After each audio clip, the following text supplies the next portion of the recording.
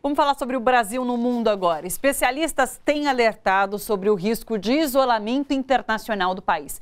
Alguns dos principais aliados do governo Bolsonaro sofreram derrotas ou estão numa situação complicada. Donald Trump e o impeachment nos Estados Unidos, que pode reduzir as chances de reeleição no próximo ano.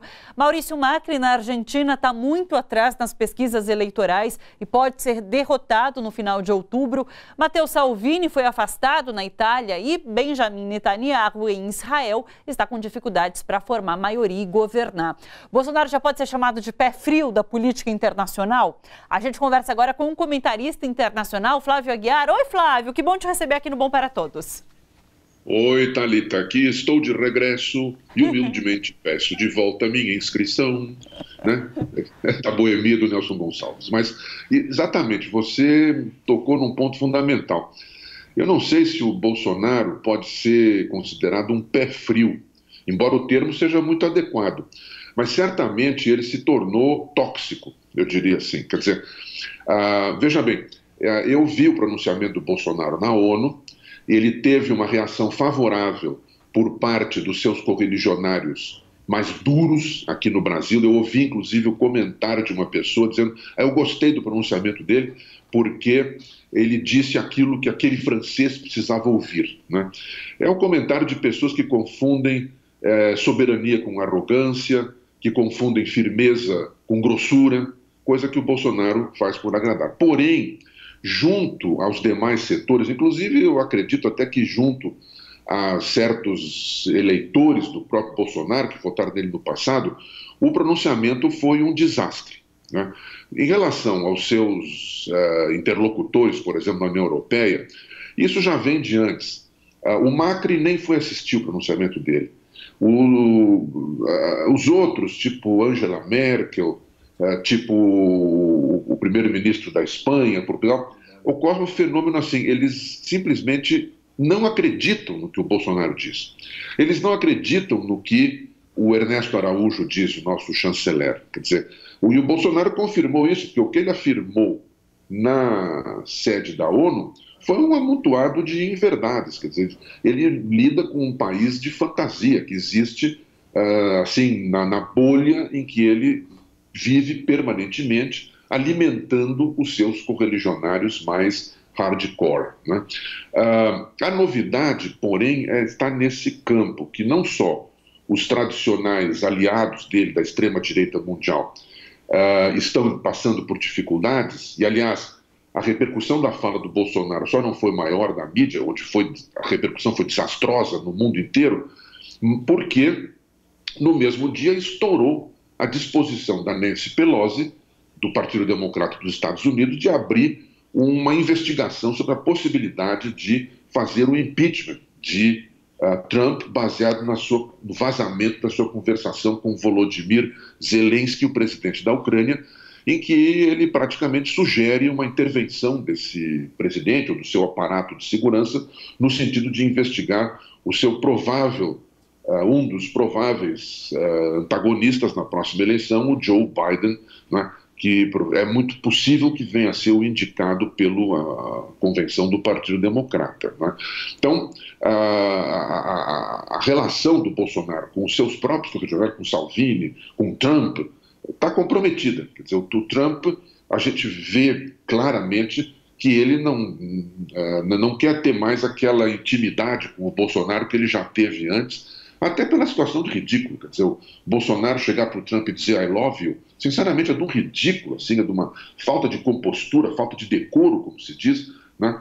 É incrível. Além disso, o Bolsonaro, né, ele está declarado praticamente assim o inimigo número 1 do meio ambiente. E isso é um tema gravíssimo, muito importante no restante do mundo, junto com o Trump. Eu penso até que ele está passando o Trump nesse quesito, né? Basta ver agora, por exemplo, eu acabo de ler aqui que a casa do embaixador do Brasil em Paris foi invadida por manifestantes do Greenpeace, quer dizer, não é nenhum partido de extrema esquerda, alguma coisa assim, manifestantes do Greenpeace que estão lá, estão cercados pela polícia. Até o momento não houve conflito nem nada, é muito possível que eles venham a sair no futuro, né, pacificamente, devido ao fato de que Ricardo Salles, o nosso ministro do Desambiente, está hospedado na casa do embaixador. Então lá Bolsonaro, Assação de la Amazônia, etc., com esses cartazes por lá, né?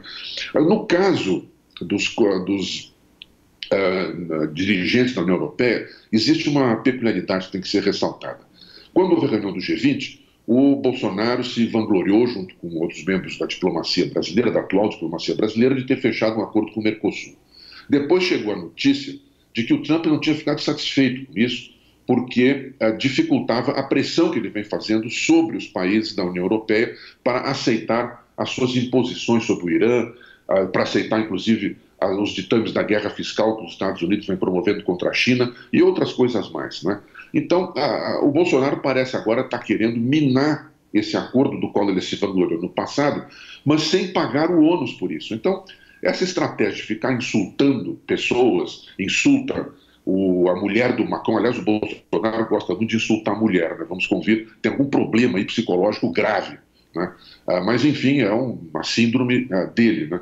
Então ele fica insultando o Macron, fica insultando a mulher do Macron, fala mal da Angela Merkel, né? Ataca a Michelle Bachelet. Quer dizer, parece que ele está querendo minar o acordo, lembrando-se que o parlamento da Áustria já tem um pronunciamento contra a assinatura do acordo, a aceitação do acordo com o Mercosul, e isso pode muito facilmente se estender para a França, para a Espanha e para outros países também, né? Além disso, você vem já mencionando, quer dizer, o Brasil está numa posição, o governo brasileiro, vamos ressaltar, está numa posição de crescente isolamento na cena mundial.